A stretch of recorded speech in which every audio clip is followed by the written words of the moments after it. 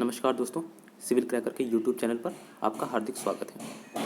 दोस्तों, जैसा कि आपको हमारे पहले वीडियो में बताया गया था कि हमारे द्वारा इस यूट्यूब चैनल पर करंट अफेयर सीरीज व हमारे द्वारा व्हाट्सएप और टेलीग्राम में संचालित किए जा रहे निःशुल्क मिनी टेस्ट सीरीज से संबंधित आंसर की विद एक्सप्लेनेशन सीरीज को इस यूट्यूब चैनल पर पोस्ट किया जाएगा। उसी कड़ी के तहत आज हमारे द्वारा ग्रुप में संचालित किए गए टेस्ट नंबर 2 जो कि पॉलिटी प्लस करंट से रिलेटेड था, उससे संबंधित वीडियो को इस चैनल पर पोस्ट किया जा रहा है। दोस्तों, इसके अलावा हमारे द्वारा व्हाट्सएप और टेलीग्राम पर मेगा टेस्ट सीरीज का भी संचालन किया जा रहा है। मेगा टेस्ट सीरीज से संबंधित जानकारी प्राप्त करने के लिए आप हमारे डिस्क्रिप्शन में दिए गए व्हाट्सएप और टेलीग्राम लिंक से जुड़कर उससे संबंधित जानकारी प्राप्त कर सकते हैं। दोस्तों, इसके अलावा हमारे आप इस वीडियो को लाइक करिए और बेल आइकन दबा के हमारे इस चैनल को सब्सक्राइब कर लीजिए, ताकि जो भी हम करंट अफेयर सीरीज़ और आंसर की विद एक्सप्लेनेशन सीरीज़ के वीडियो इस ग्रुप में डाल रहे हैं, इस चैनल में डाल रहे हैं, वो आप तक तुरंत पहुंच सकें और आप उनका लाभ उठा सकें। दोस्तों, चलिए आगे बढ़ते हैं टेस्ट नंबर 2 में। आज इस टेस्ट नंबर 2 का पहला प्रश्न है, भारतीय राजनीतिक व्यवस्था में इनमें से कौन सर्वोच्च है?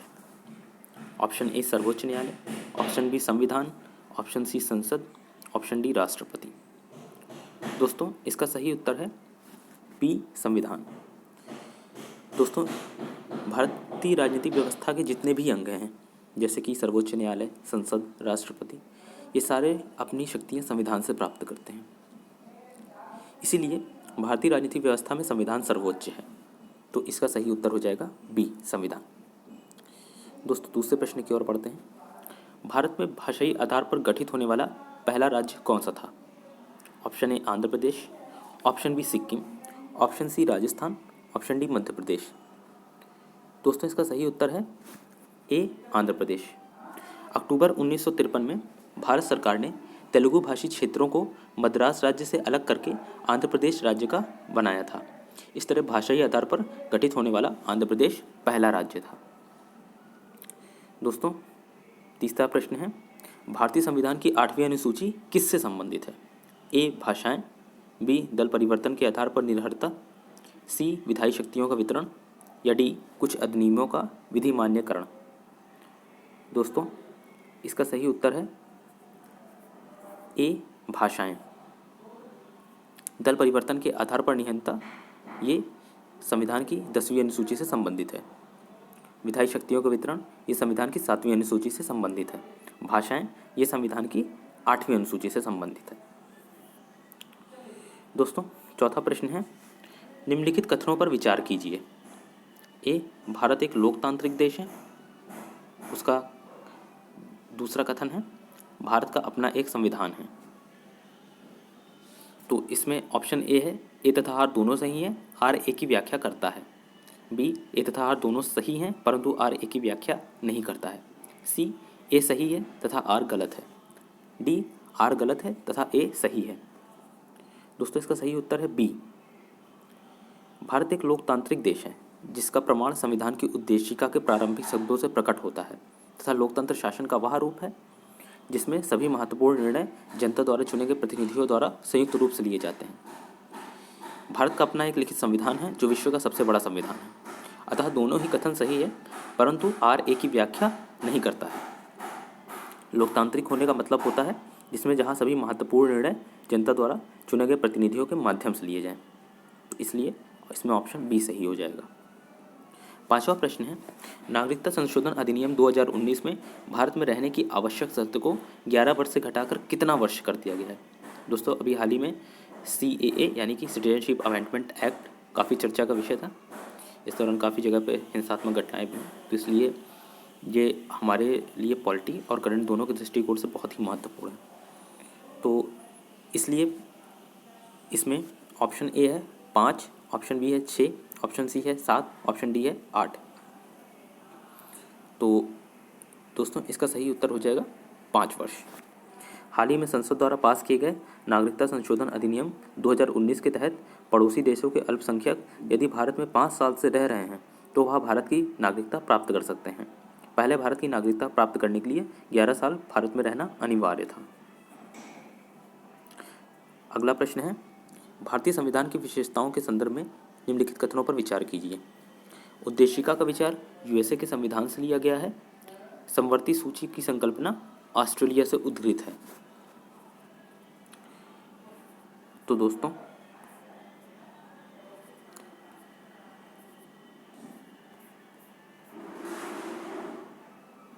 तीसरा कथन है इसमें, भारत राज्यों का संघ है तथा संघ में अधिक शक्ति निहित है। यह संकल्पना ब्रिटेन से ली गई है। इसमें विचार आपको ये करना है कि इसमें कौन कौन सा कथन सही है। तो ऑप्शन ए है पहला तथा दूसरा, ऑप्शन बी है दूसरा और तीसरा, ऑप्शन सी है पहला और तीसरा, ऑप्शन डी है पहला दूसरा और तीसरा सभी। दोस्तों इसका सही उत्तर है ए, भारतीय संविधान की मध्य की भारत राज्यों का संघ है तथा भाषांग में अधिक शक्ति निहित है। यह कनाडा से ली गया है, ना कि ब्रिटेन से। ठीक है, तो भारत संविधान का मत कि भारत राज्यों का संघ है तथा संघ में अधिक शक्ति निहित है, यह कनाडा से लिया गया है। बाकी उद्देशिका का विचार यूएसए के संविधान से लिया गया है और समवर्ती सूची ऑस्ट्रेलिया से ली गई है। सातवां प्रश्न है, निम्नलिखित में से कौन भारतीय संविधान की विशेषता नहीं है। पहला है संसदात्मक सरकार, दूसरा है अध्यक्षात्मक सरकार, तीसरा है स्वतंत्र न्यायपालिका, चौथा है संघात्मक सरकार। तो इसमें से कौन सी विशेषता भारतीय संविधान की नहीं है। तो इसका सही उत्तर हो जाएगा बी, अध्यक्षात्मक सरकार। अध्यक्षात्मक सरकार हमारे देश के संविधान की विशेषता नहीं है। हमारे यहाँ संसदात्मक सरकार है, न्यायपालिका हमारे यहाँ स्वतंत्र है और संघात्मक सरकार की अवधारणा है, जबकि अध्यक्षात्मक सरकार की अवधारणा यूएसए में पाई जाती है। दोस्तों आठवां प्रश्न है, निम्नलिखित कथनों पर विचार कीजिए। भारतीय संविधान में उद्देशिका को संविधान की आत्मा कहा जाता है। बी.एन. राव ने संविधान की प्रस्तावना को संविधान का परिचय पत्र यानी कि आइडेंटिटी ऑफ कॉन्स्टिट्यूशन कहा है। उपयुक्त में से कौन सा कथन असत्य है यानी कि सही नहीं है। तो ऑप्शन ए है 1 तथा 2, ऑप्शन बी है केवल 1, ऑप्शन सी है केवल 2, ऑप्शन डी है उपरोक्त में से कोई नहीं। दोस्तों इसका सही उत्तर हो जाएगा सी, केवल 2। N.A. पालखीवाला ने प्रस्तावना को संविधान की परिचय पत्र कहा है। दोस्तों अब बढ़ते हैं 9वें प्रश्न की तरफ। भारत के संविधान के निम्नलिखित में से कौन सी एक अनुसूची में दल बदल विरोधी कानून विषयक प्रावधान है। दोस्तों जैसा कि पहले ही मैंने आपको बताया था कि ये प्रावधान किस सूची में है। फिलहाल मैं ऑप्शन आपको देता हूँ, ए 6वीं, बी 8वीं, सी 9वीं या डी 10वीं। तो इसका सही उत्तर हो जाएगा डी, संविधान की 10वीं अनुसूची में दल बदल विरोधी कानून विषयक प्रावधान किए गए हैं। यह अनुसूची 52वें संविधान संशोधन 1985 के द्वारा संविधान में जोड़ी गई थी। भारतीय संविधान में निम्न में से कौन सी नागरिकता प्रदान की जाती है। ए दोहरी नागरिकता, बी एकल नागरिकता, सी उपरोक्त दोनों, डी उपरोक्त में से कोई नहीं। इसका दोस्तों सही उत्तर हो जाएगा बी, भारत के प्रत्येक नागरिक को एकल नागरिकता प्रदान की गई है। यहाँ पर अमेरिका की तरह दोहरी नागरिकता का प्रावधान नहीं है। मीन्स हम सभी भारत के ही नागरिक हैं, मीन्स एकल नागरिकता। नागरिकता का वर्णन भारतीय संविधान के भाग 2 में अनुच्छेद 5 से 11 तक किया गया है। न्यायिक पुनरावलोकन की व्यवस्था केवल भारत में है, केवल यूएसए में है, भारत और यूएसए में है, डी केवल यूके में है। दोस्तों इसका सही उत्तर हो जाएगा सी, न्यायिक पुनरावलोकन की संकल्पना भारतीय संविधान में संयुक्त राज्य अमेरिका के संविधान से ली गई है। दोस्तों 12वां प्रश्न है सूची को सुमिलित करने के लिए। एक तरफ है मौलिक अधिकार, मौलिक कर्तव्य, संघ, आपात उपबंध, दूसरी तरफ है उनके भाग। तो मौलिक अधिकार है भाग 3 में, मौलिक कर्तव्य हैं भाग 4A में, संघ हैं भाग 5 में और आपात उपबंध हैं भाग 18 में। अनुच्छेद 352, 356, अनुच्छेद 360 ये हमारे यहाँ आपातकाल के संबंधित अनुच्छेद हैं। दोस्तों अगले प्रश्न की ओर बढ़ते हैं। प्रश्न संख्या 13 भारतीय संविधान में शामिल है। ऑप्शन ए 395 अनुच्छेद 21 भाग एवं 12 सूचियाँ, ऑप्शन बी 395 अनुच्छेद 22 भाग एवं 12 सूचियाँ, ऑप्शन सी 413 अनुच्छेद 22 भाग एवं 12 सूचियाँ या ऑप्शन डी 395 अनुच्छेद 22 भाग एवं 8 सूचियाँ। दोस्तों इसका सही उत्तर हो जाएगा बी। 395 अनुच्छेद, 22 भाग एवं 12 सूचियाँ। दोस्तों मूलतः संविधान में 8 सूचियाँ ही थी, लेकिन बाद में वो बढ़ के अब 12 हो गई हैं। तो वर्तमान समय में 395 अनुच्छेद, 22 भाग एवं 12 सूचियाँ हैं। अगर उप अनुच्छेदों को लिया जाए तो संख्या और भी ज़्यादा हो जाती है, लेकिन 395 नंबर तक ही अनुच्छेद हैं। बाकी अब कई सारे उप अनुच्छेद भी बन चुके हैं। दोस्तों अब पढ़ते हैं अगले प्रश्न की ओर। कथन एक्स है, भारत में संसदीय प्रणाली की सरकार है। कथन जेड है, संसद संविधान में संशोधन कर सकती है। दोस्तों इसमें आपको बताना है, नीचे दिए गए कोड की सहायता से सही उत्तर का आपको चयन करना है कि एक्स और जेड दोनों सही है। जेड एक्स की सही व्याख्या करता है। बी है, एक्स तथा जेड दोनों सही हैं परंतु जेड एक्स की व्याख्या नहीं करता है। सी है, एक्स सही है परंतु आर गलत है। आर नहीं, सॉरी, यहाँ पे जेड होगा। एक्स सही परंतु जेड गलत है। डी है, एक्स गलत है परंतु जेड सही है। दोस्तों इसका सही उत्तर हो जाएगा बी, एक्स तथा जेड दोनों ही सही है। भारत में संसदीय प्रणाली की भी सरकार है और संसद संविधान का संशोधन भी कर सकती है, बट कथन जेड कथन एक्स की व्याख्या नहीं करता है, इसलिए उत्तर बी सही हो जाएगा। भारत में संसदीय प्रणाली की सरकार है, इसका मतलब यह है कि मंत्रिपरिषद सामूहिक रूप से लोकसभा के प्रति उत्तरदायी है। संसदीय प्रणाली की सरकार में मंत्रिपरिषद सामूहिक रूप से लोकसभा के प्रति उत्तरदायी होती है। ये व्यवस्था हमारे यहाँ संविधान के अनुच्छेद 75(3) यानी कि 75(3) में की गई है, सब क्लॉज 3। क्वेश्चन नंबर 15 है, नागरिकता से संबंधित प्रावधान संविधान के किस भाग में है? दोस्तों इसका सही उत्तर हो जाएगा, पहले मैं आपको ऑप्शन दे दूं, ए भाग 1 में, बी भाग 2 में, सी भाग 3 में या डी भाग 4 में। तो दोस्तों नागरिकता से संबंधित प्रावधान है हमारे भाग 2 में, और इसकी व्याख्या प्रश्न संख्या 10 पर दी गई है। आइए प्रश्न संख्या 10 को एक बार फिर से देख लेते हैं। भारतीय संविधान में कौन सी नागरिकता प्रदान की जाती है? जब मैंने आपसे यह प्रश्न पूछा था तब आपको बताया था कि एकल नागरिकता है, और संविधान के भाग 2 में अनुच्छेद 5 से 11 तक नागरिकता से संबंधित प्रावधानों का वर्णन किया गया है। दोस्तों बढ़ते हैं प्रश्न 16 की तरफ। किस वाद के फैसले में सर्वोच्च न्यायालय ने सर्वप्रथम घोषित किया कि उद्देशिका संविधान का हिस्सा नहीं है? तो दोस्तों इसमें ऑप्शन हो जाएगा ए बेरूबारी, बी सज्जन सिंह, सी गोलकनाथ या डी केशवानंद भारती। दोस्तों इसका सही उत्तर है ए बेरूबारी।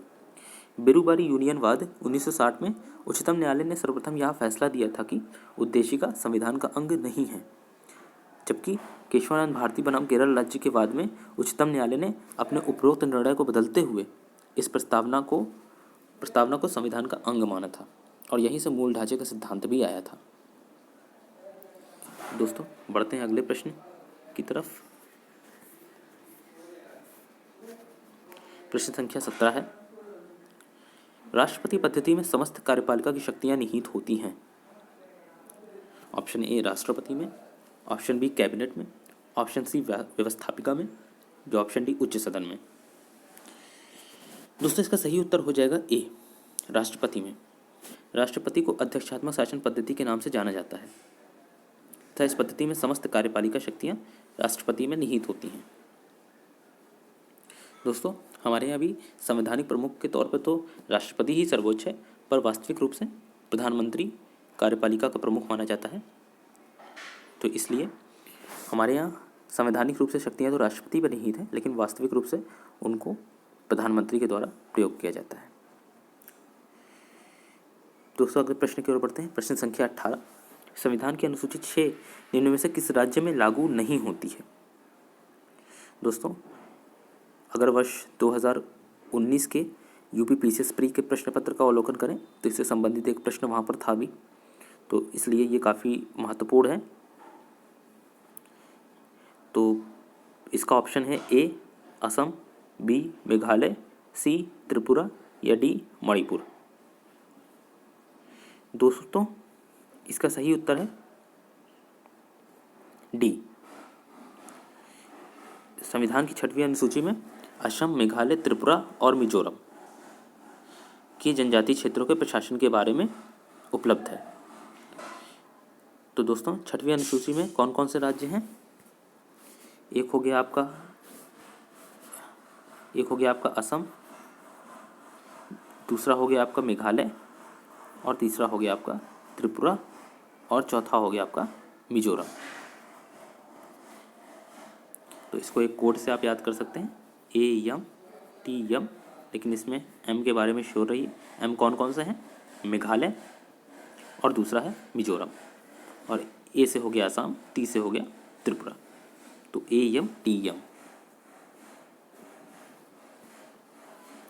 दोस्तों बढ़ते हैं प्रश्न संख्या 19 की तरफ। एक नया राज्य बनाने के लिए संवैधानिक संशोधन कैसा होना चाहिए? ऑप्शन ए साधारण, ऑप्शन बी 2/3, ऑप्शन सी 3/4, या ऑप्शन डी 2/3 एवं आधे राज्यों का अनुसमर्थन। तो दोस्तों इसका सही उत्तर है ऑप्शन ए साधारण। संसद साधारण बहुमत से नए राज्य का निर्माण कर सकती है तथा संविधान के अनुच्छेद 4(2) के अनुसार इस प्रकार की विधि अनुच्छेद 368 के प्रयोजनों के लिए संविधान का संशोधन नहीं समझी जाती है। दोस्तों इसलिए साधारण बहुमत से संसद नए राज्य का निर्माण कर सकती है। दोस्तों आप हमें कमेंट बॉक्स में बताएंगे कि हाल ही में सबसे नया यूटी कौन सा बना है। दोस्तों बढ़ते हैं अगले प्रश्न की ओर, प्रश्न संख्या 20 की ओर। आपको भारत के राष्ट्रीय ध्वज के संबंध में निम्नलिखित में से कौन सा कथन सही नहीं है ये पहचानना है। ठीक है, तो इसमें ऑप्शन ए है, भारत की संवैधानिक सभा ने राष्ट्रीय ध्वज का प्रारूप 22 जुलाई 1947 को अपनाया था। कथन 2 है, राष्ट्रीय ध्वज में चक्र 24 घंटे लगातार काम करने तथा विकास की ऊंचाइयों को छूने का प्रतीक है। ऑप्शन सी है, ध्वज की चौड़ाई लंबाई का अनुपात 2:3 है। ऑप्शन डी है, राष्ट्रीय ध्वज के चक्र में 24 तीलियां हैं। तो दोस्तों इसमें कौन सा कथन सही नहीं है ये आपको पहचानना है। इसमें दोस्तों कथन बी सही नहीं है, राष्ट्रीय ध्वज में चक्र न्याय का प्रतीक होता है। जो चक्र है वो हमारे यहाँ जस्टिस यानी कि न्याय का प्रतीक है। दोस्तों संविधान सभा ने राष्ट्रीय ध्वज का प्रारूप 22 जुलाई 1947 को अपनाया, ये सही है। ध्वज की चौड़ाई और लंबाई का अनुपात 2:3 है, और यदि इसको लंबाई चौड़ाई कर दिया जाए तो वो 3:2 हो जाएगा। तो इसमें कंफ्यूज नहीं होना, यहाँ पे मैंने चौड़ाई और लंबाई का अनुपात पूछा है तो वो 2:3 है, और इसको लंबाई और चौड़ाई करेंगे तो 3:2 हो जाएगा। और राष्ट्रीय ध्वज के चक्र में 24 तीलियां हैं टोटल। तो दोस्तों आगे बढ़ते हैं अगले प्रश्न की ओर। इसमें आपको लिस्ट को मैच करना है। यह है कि कौन से प्रावधान कहाँ से लिए गए हैं। तो दोस्तों मौलिक अधिकार हमने लिए हैं कहाँ से? संयुक्त राज्य अमेरिका से। शासन की संसदीय प्रणाली हमने कहाँ से ली है? यूनाइटेड किंगडम से। आपात उपबंध हमने कहाँ से लिया है? जर्मनी से। राज्य के नीति निदेशक तत्व हमने कहाँ से लिए हैं? आयरलैंड से। दोस्तों पढ़ते हैं अगले प्रश्न की ओर, प्रश्न संख्या 22। 42वें संविधान संशोधन अधिनियम 1976 में संविधान के कुछ शब्द जोड़े गए थे, उन शब्दों का सही अनुक्रम क्या है? दोस्तों आपको सही अनुक्रम बताना है। तो दोस्तों ऑप्शन ए है, समाजवादी, पंथनिरपेक्ष और अखंडता, पंथनिरपेक्ष, समाजवादी और अखंडता, अखंडता, समाजवादी और पंथनिरपेक्ष, या डी पंथनिरपेक्ष, अखंडता और समाजवादी। दोस्तों इसका सही उत्तर है ए। हम भारत के लोग भारत को एक संपूर्ण प्रभुत्व, समाजवादी, पंथनिरपेक्ष, और उसके आगे बाद में आता है अखंडता शब्द। तो इनका सही अनुक्रम हो जाएगा समाजवादी, पंथनिरपेक्ष और अखंडता। ठीक है दोस्तों, बढ़ते हैं अगले प्रश्न की ओर। आपको इसमें से देखना है कौन सा सुमेलित नहीं है। तो दोस्तों इसमें ऑप्शन ए है 1, जो कि समवर्ती सूची का विषय है। ऑप्शन बी शेयर बाजार समवर्ती सूची का है। ऑप्शन सी डाकघर बचत बैंक संघीय सूची का है। ऑप्शन डी जन स्वास्थ्य राज्य सूची का है। दोस्तों इसका उत्तर है बी शेयर बाजार। शेयर बाजार समवर्ती नहीं संघीय सूची का विषय है। बाकी 1 समवर्ती सूची का है, डाकघर बचत बैंक संघीय सूची के हैं, और जन स्वास्थ्य राज्य सूची के हैं। दोस्तों प्रश्न संख्या 24 है, भारत एक गणतंत्र है जिसमें अंतर्निहित है। ऑप्शन ए राज्य का अध्यक्ष निर्वाचित होता है। ऑप्शन बी देश स्वतंत्र है। ऑप्शन सी देश में एक जनतांत्रिक व्यवस्था की सरकार है। ऑप्शन डी देश में अंतिम सत्ता संसद में निहित है। दोस्तों, इसका सही उत्तर है ए। गणतंत्र का अर्थ है कि राष्ट्र के प्रधान के निर्वाचन प्रत्यक्ष या अप्रत्यक्ष रूप से होना चाहिए। यह पद वंशानुगत नहीं हो सकता। मीन्स जैसे हमारे यहाँ है, राष्ट्रपति के पद का अप्रत्यक्ष रूप से निर्वाचन होता है, यूएसए में प्रत्यक्ष रूप से निर्वाचन होता है।